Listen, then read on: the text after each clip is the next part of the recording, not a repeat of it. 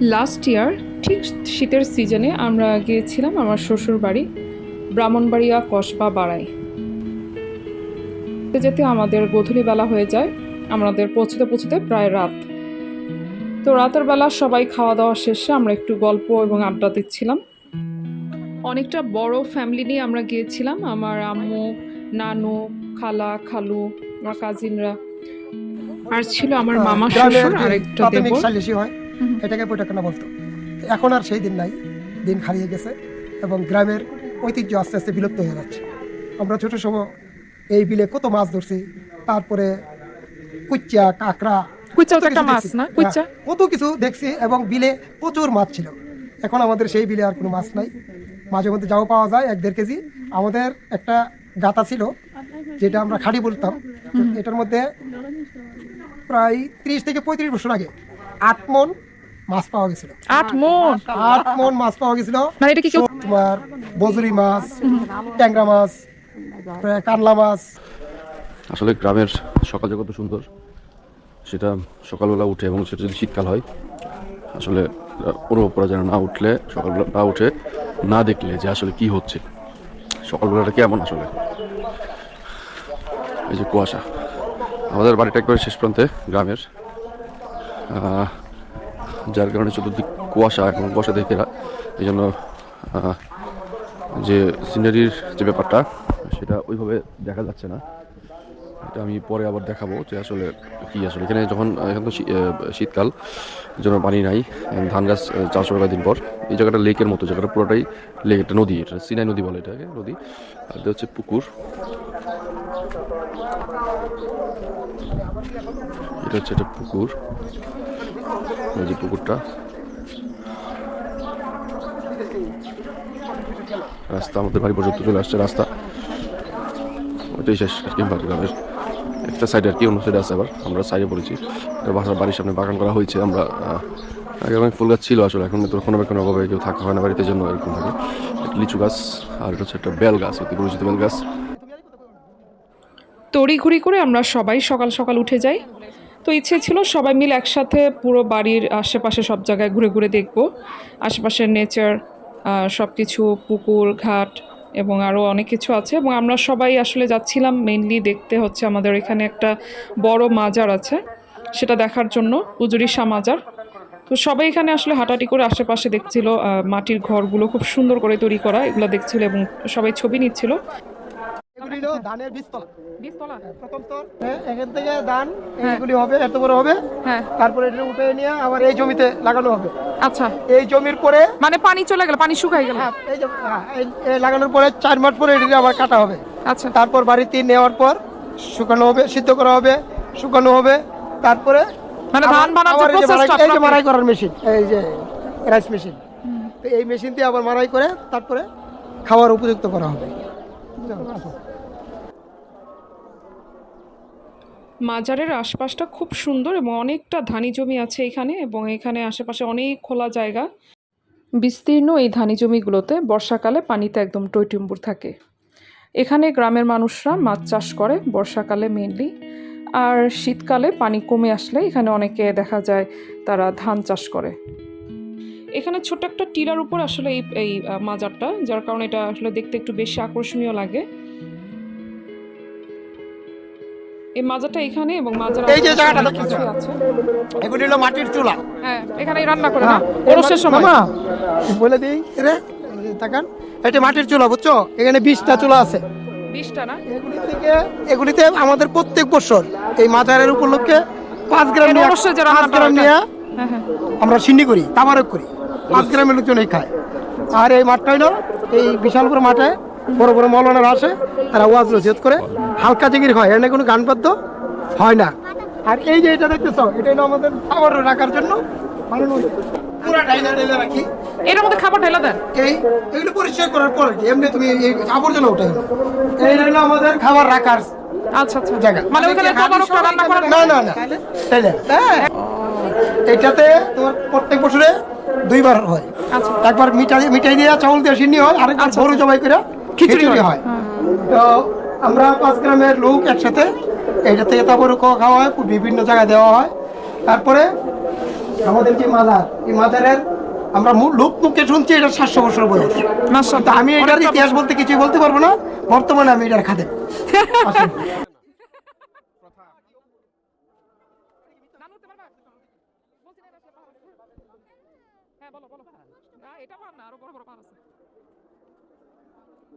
এটা ওই আমরা দাদার বাগান, এই গাছটার বয়স এই গাছের বয়স কামিনী ফুল গাছ। কামিনী ফুলের গাছ না?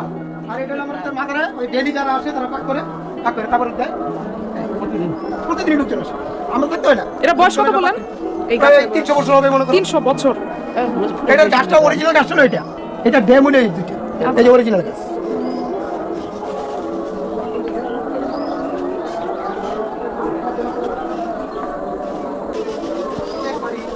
আরে আমার চার্জ চলে যেতেছে। ওইটা আবার এটা করি।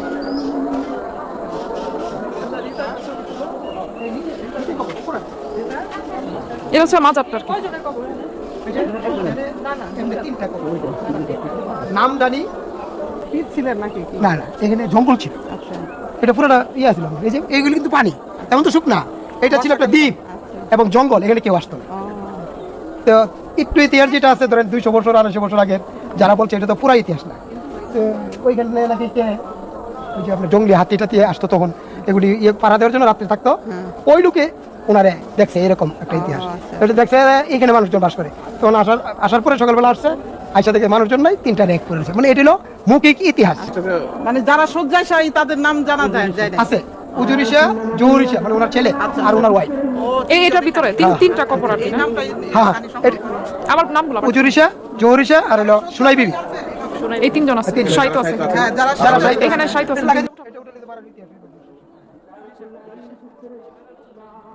এই, নসিন, এখানে দাঁড়া বলছে। সমস্যা আছে।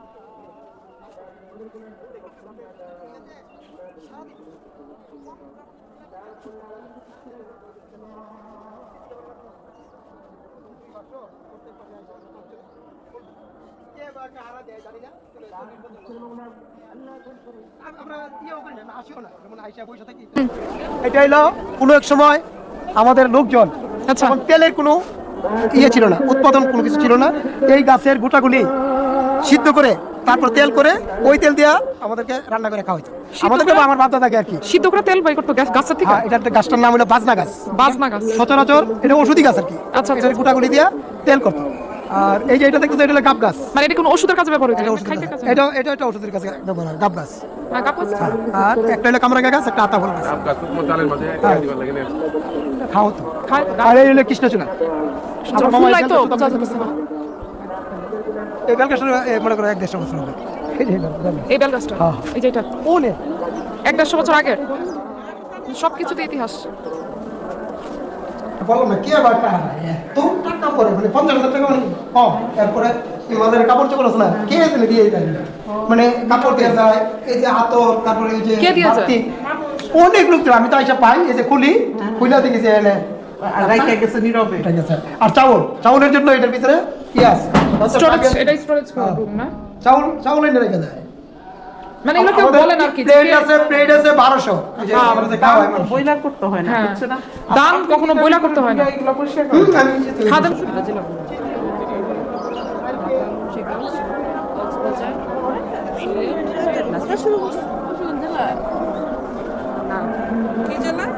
কি আরিশা জানো, আমি একটা পাহাড়ের উপরে আছি। এই পড়ে যাবো আম্মু, সাইডে যাও, পড়ে যাবো মা, সাইডে যাও না। ঘুরোঘুরি শেষে সবাই মিলে আমরা এলাকার একটি টং দোকানে বসে সবাই মিলে সকালে চা খাওয়ার জন্য আর একটু আড্ডা দেওয়ার জন্য। আর যেহেতু ঘোরাঘুরি সব করে সবাই একটু টায়ার্ড, তাই সবাই মিলে একটু ভাবলাম এখানে একটু টাইম পাস করা যাবে। এসব টং দোকানের চাগুলোর বিশেষত্বই আলাদা আসলে, আমার কাছে খুবই ভালো লাগে। সবাই মিলে বসে আমরা যখন শ্বশুরবাড়িতে যাই, আমরা চেষ্টা করি যারা যাই একসাথে সবাই মিলে বসে এরকম চা এখানে বসে খাওয়ার জন্য এবং সাথে আড্ডা দেওয়ার জন্য। সত্যি এই পরিবেশগুলো আমরা ঢাকায় আসলে এরকমটা পাই না বা এরকম দেখা যায় না।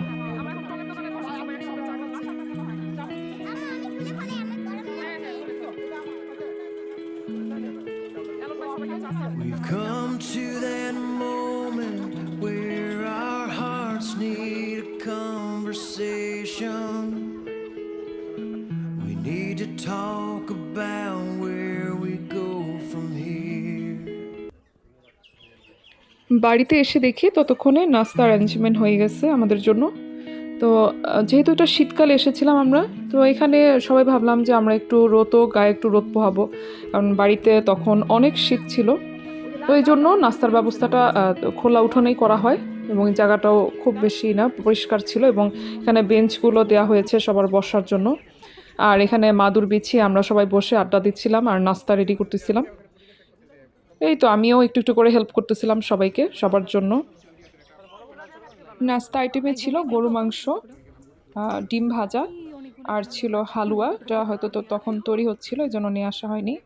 আর ছিল হচ্ছে পরোটা, আর ভাজি ছিল, ডাল ভাজি। এই তো এগুলো দিয়ে আসলে শীতকালে রোদ পোহাতে পোহাতে নাস্তা খাওয়ার এই এই অভিজ্ঞতাটা সত্যি আমার জন্য নতুন ছিল, এবং খুবই খুবই ভালো লেগেছে সবার কাছে। নসীন আপু সবাইকে বেড়ে দিচ্ছে। হ্যাঁ এই তো শুন শুন।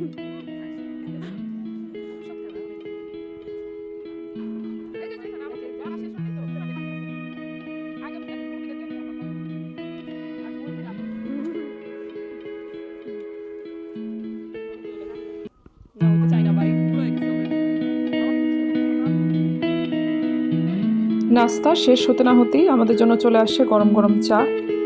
তো শীতকালে এরকম রোদ পোহাতে পোহাতে নাস্তা খাওয়া, আর উঠোনে বসে স্পেশালি নাস্তা খাওয়া, আর সাথে গরম গরম চা, তাও যদি হয় স্মার্ট একজন দেবর, সে সার্ভ করতেছিল সবাইকে।